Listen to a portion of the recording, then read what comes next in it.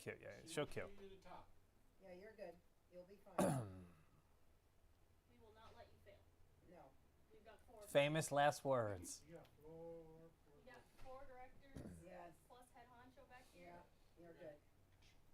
Yeah, and we will not. What's the over-under that somebody steps right in front of that camera at least once? We don't do it.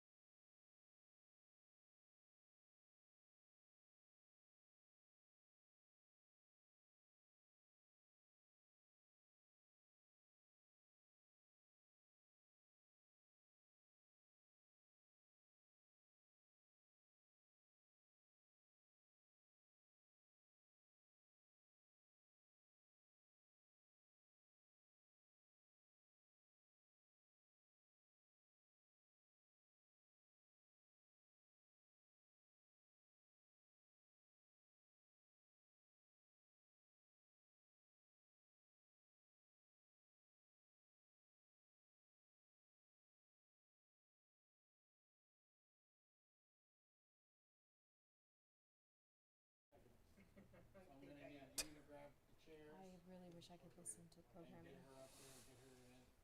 I'm trying not to give a face of. I'm going to do that right now. What's the time away, guys? How much up? You two, give or take.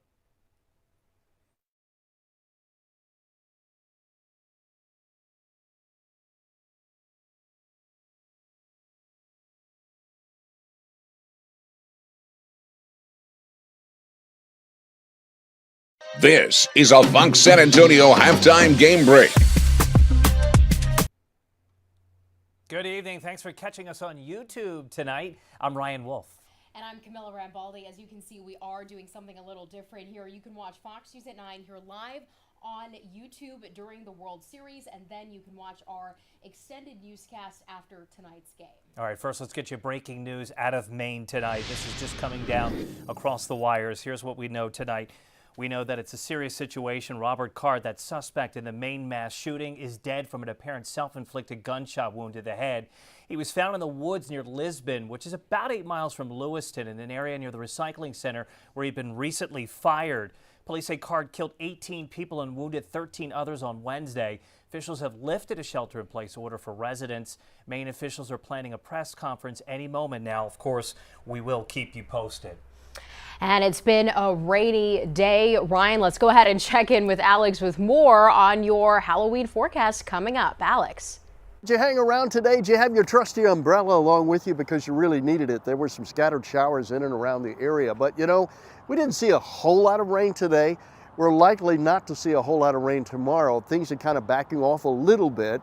So our rain opportunities are still going to be there. We're looking maybe a rain dial 2 or 3, which is maybe, yeah, we'll see some rain, but not everybody's going to see some rain. So keep that in mind. So you got plans on Saturday. Make sure you have this umbrella along with you because there will be some opportunities for rain. It is going to be pretty humid, and yeah, you'll see peaks of sunshine here and there and clouds, but overall, it's just going to be another warm and humid day, and we're ready for that next big cold front that's coming. That's really going to bring our best opportunity for rain. That'll be Sunday afternoon going into Monday. So we'll talk more about that coming up in later weathercasts, but be prepared today and tomorrow in the next couple of days with your trusty umbrella. All right, Alex, thanks so much. I think we're all looking forward to the cold front. Do you have your furry boots ready? I know I you do. have them ready. I'm ready to go, Ryan. It's a big day for Camilla. She opens up that closet and starts to get all new stuff, that's for sure. To be prepared, right? All right, let's go. What's new at 9 right now? Check this out. A man is receiving mental help tonight after police say he pointed a gun at their chopper. Police were called to the man's house off Commercial Avenue this afternoon after he was seen pacing back and forth with a long rifle and a gun. Police say the man has a history of making threats against his neighbor. An update now on a shooting from earlier this month. A man who was shot in the head outside his apartment on the northwest side has passed away. Domingo Castaneda was shot on October 18th by someone in a dark-colored sedan. His family has created a GoFundMe to pay for funeral expenses. You can find that link at foxsanantonio.com. Tomorrow, Uvalde CISD will officially begin a new chapter construction on a new elementary school. The new campus will hold 800 students and will include a special tribute to the 21 victims of the Robb Elementary shooting. Bear County Sheriff's Office just wrapped up its second Trunk or Treat event. It was held at their headquarters. Kids and parents got to enjoy free hot dogs, candy, and music. Always a good time every year. They even held a costume contest. All right, Governor Greg Abbott is in San Antonio tonight pushing forward school choice vouchers. And local teacher groups not happy about it, saying it will hurt public schools. All right, let's go to Fox San Antonio's Amanda Henderson. She's live in the newsroom with more what's going on with this debate. Amanda. Yeah, Ryan, this debate has been ongoing for years and years and legislative sessions before this one. But you can imagine there were a lot of people listening to the governor tonight at Cornerstone Christian who were in favor of these vouchers. But as you mentioned, teachers groups, they're not in favor of the vouchers. And they say it's because it will impact the school districts. And they also tell us tonight that some of the families that have expressed their excitement for this may not realize exactly what it's taking away from the school districts. So I want you to take a listen to both what the governor said as well as some of these school district teachers. We know that any siphoning of those dollars, any redirection of that money away from, again, the Texas public education system is absolutely going to be detrimental to us. The fact is this: no teacher, no educator, no government employee knows your child or loves your child as much as a parent does. Now, Senate Bill 1 has already been given over to the House. Now, if this is passed as of now, it would give up to $8,000 per eligible student to attend a non-public school. But again, as I mentioned, it's currently gridlocked in the House where it has so often stalled in the past. Now, make sure to tune in to Fox SA after Game 1 of the World Series. We'll have more on the ripple effects both sides say vouchers would have if passed. Ryan, Camilla, back to you. All right, Amanda, thanks so much. Now to the crisis at the border. U.S. Senators John Cornyn and Ted Cruz visited the Rio Grande Valley today. They met with border and law enforcement officers today who interact with migrants directly. Both Cornyn and Cruz say one of the best ways to prevent illegal immigration is to end the Biden administration's catch and release plan. There is a unit dedicated to tracking down illegal immigrants, undocumented immigrants, and smugglers right along the border. And tonight, our Yami Virgen has a preview of her exclusive story with the DPS Brush Unit. ¿Qué tan difícil ha sido? Difícil porque luego uno se encuentra con el río que está hondo y muchas dificultades en el camino.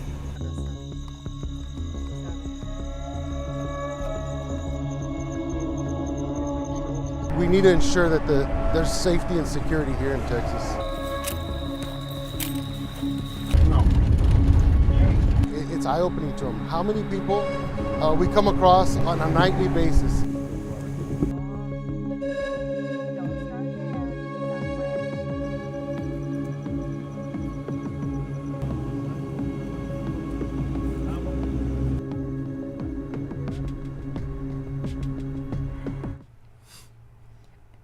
All right, Yami, when you look at the procedures, what would you say was the most surprising from your story? It was amazing to me, the dedication, number one. We see DPS usually on the side of the highway. For those of us who are at the border, we see them along the river.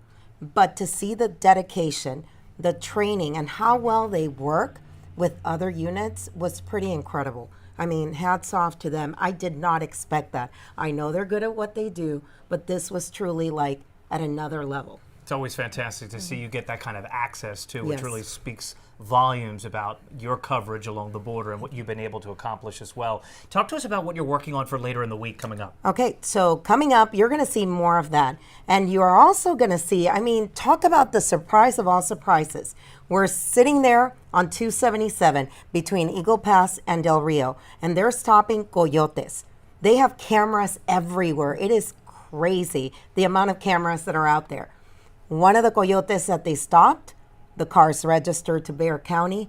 and it's a Bexar County ex-employee, as we found out. And the job he has now also shocked us. And you could see, everybody in the background was like, we think he just recognized you. But I think in his head, he was really going, oh my God, what did I just do? Yami Virheen's job is never done. That's why she's our investigative unit. We appreciate it. Thank you, Yami. Thank you, guys. Thank Yami, you. thank you so much. Oh, and also don't forget the podcast. Before I forget, the podcast, Immigration Crisis, The Fight for the Southern Border, Spotify and Apple.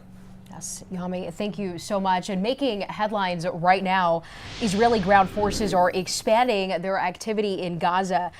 Gaza's internet and mobile communications have been cut off ahead of an expected all-out invasion of the Hamas-controlled territory. U.S. forces carried out strikes on 2 facilities in eastern Syria linked to Iran's Revolutionary Guard. The strikes in retaliation for recent drone attacks on U.S. bases in the region. The rise in attacks on U.S. troops in the Middle East is fueling concerns that American forces could be drawn into a wider conflict in the region. Almost 1,000 U.S. troops will be deployed to the Middle East. A spokesperson from the Pentagon says the goal will be to help protect other U.S. troops in the region. 2 of the deploying units will be from Texas, Fort Bliss, and Fort Cavazos. The other 2 are at Fort Sill and Fort Liberty. Minnesota Congressman Dean Phillips is challenging President Biden for the Democratic nomination. He says he has to, citing a want for a younger leader to replace the 80-year-old president. And still ahead here on YouTube Live, they are touching tributes to loved ones who have passed. The ofrendas popping up around San Antonio ahead of Dia de los Muertos.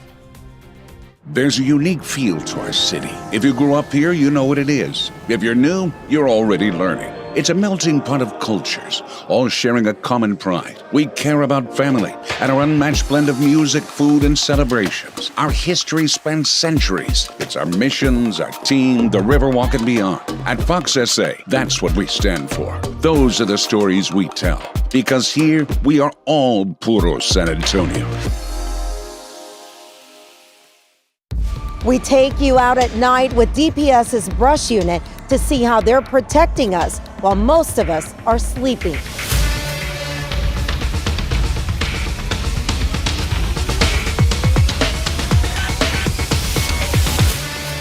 Yami Virhin investigates. Tuesday. Fox News at 9 is San Antonio's primetime news leader with Yami Virhin's award-winning investigations. These many people crossed probably within the last hour and a half. Darian Trotter's problem solver. We reached out to code enforcement about the vacant lot. Ryan Wolf's Cash for Kindness. You know what time it is? Cash for Kindness time. Exclusive stories you'll only see here on Fox News at 9. Puro San Antonio. Rain or shine, get your school bus forecast with Brad Souter. Weekday mornings on Fox News First. Your only local newscast on from 7 to 9. You're watching Fox News at 9 with Brian Wolf, Camilla Rambaldi, Chief Meteorologist Alex Garcia, and investigative reporting by Yami Virhin. Fox SA News at 9. Puro San Antonio. All right, welcome back, everyone, to Fox News at 9. Yeah, we're live on YouTube right now to get you caught up on news of the day as Game 1 of the World Series plays out right now on Fox SA. Of course, we'll have our full newscast after that. But first, let's get some more headlines right now.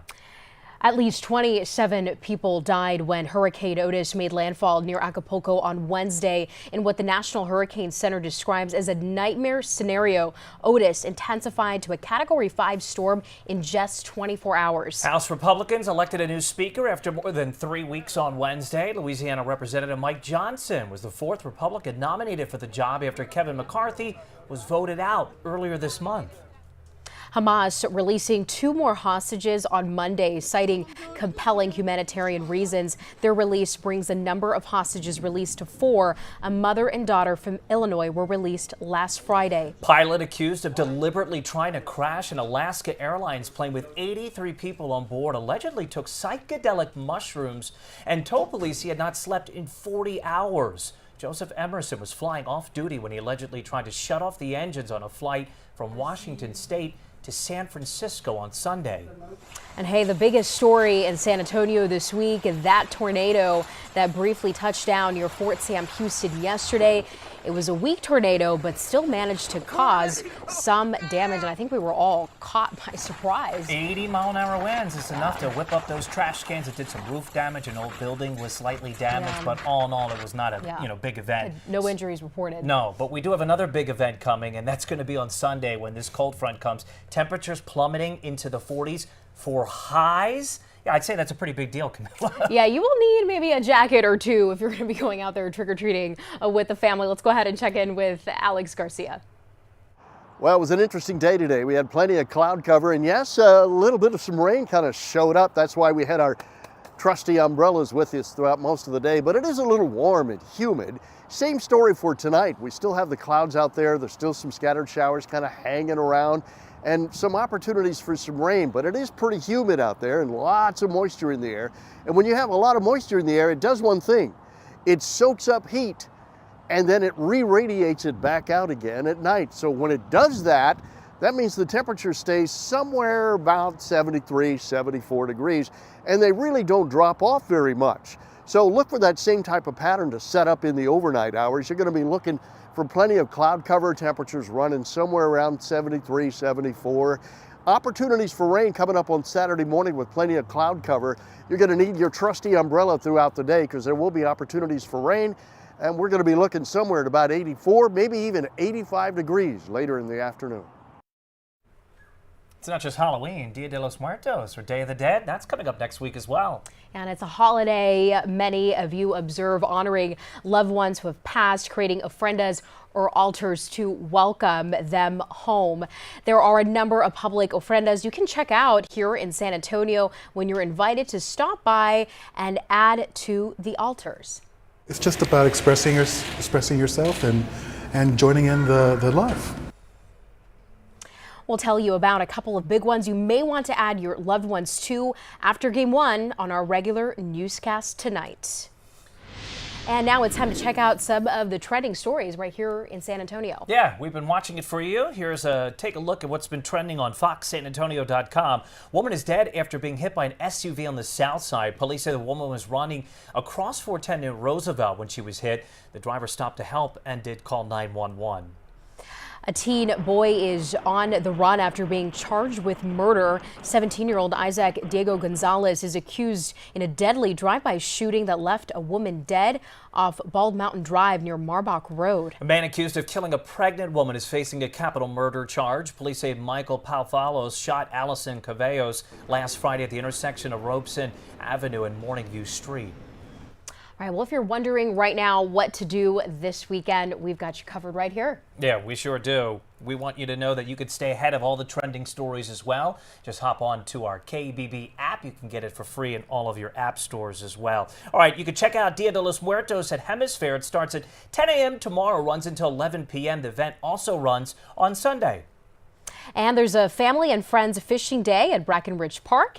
It's free for the entire family and no fishing license is required. All the fun starts at 9 in the morning. Have you ever been fishing? One time. I can see you putting a worm on the lure, you know. Let's just say I'm not very good, not an expert. No, not for the squeamy, that's for sure, right? If you're a little squirmish. Hey, there's a downtown mural walking tour at Casa Navarro State Historical Site. That begins at 9 in the morning. Has a lot to do, and Collins Garden Library's Halloween Bash is tomorrow. Kids can decorate pumpkins and make arts and crafts, and that runs from noon until 2. And speaking of Halloween, we'd love to see all of your Halloween pictures. Show us your costumes, your kids, and of course your pets, and you can do so by going to FoxSanAntonio.com and go to the Chime In tab. And we know, Ryan, it's going to be a busy weekend. It's in sports, and it's not just the World Series that everybody is going to keep their eyes glued on. There's a lot going on. Matt Roy's super busy. He's got a weekend wrap-up of what you can expect for not only this weekend, but the week to come.